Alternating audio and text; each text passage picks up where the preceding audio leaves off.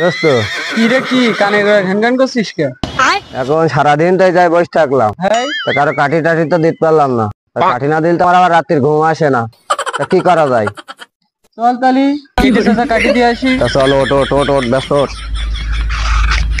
দোস্ত কেটে স্যার আজকে জিকেনে পাবো, সেখানে কাঠি দিয়ে থুয়ে তাই বাড়ি যাবো। কাঠি না দিলে আমার আবার রাত্রির ঘুম আসে না। চল তালি খুশি চল ওই দেখ দোস্ত, মেঘ না চাইতেই বৃষ্টি, যেমন বর্ষাতে শালিবির কেটে স্যার কথা বলতে না বলতে কেটে স্যার হাজির। চল চল চল চল চল চল চল চল চল। পড়ে না চোখের পলক, কি তোমার রূপের ঝলক। চাচা গান তো এই বয়সে ভালোই গাচ্ছাও। বাপু একটু দিক তো গাছায় না গালে তোমার শাশুড়ি আবার অসন্তুষ্ট হবে। তা ঘটনা তো একটা ঘটে গেছে। কি ঘটনা ঘটলো? শুনলাম নাকি চাষি তোমার রাত্রির খাটেতে লাথি ফেলে দিয়েছে। দূর বাবু, ফাও কথা কনে পাও তোমরা? হ্যাঁ, আমি একটা সম্মানীয় লোক, নাম আমার কেইটে, ওরপে কেইটে চাচা, এক নামে পুরো 10,000 লোক সবাই জানে আমার। দূর বাবু, ঘটনা তো আরো ঘটেছে।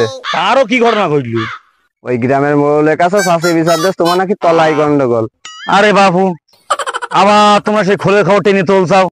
তুমি তোমার শাশুড়ির কাছে জিজ্ঞেস দিকে নে তোলায় গন্ডগোল না আমার গোড়ায় গন্ডগোল?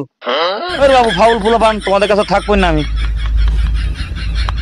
দোস্ত তুই তো বিরাট জনুস।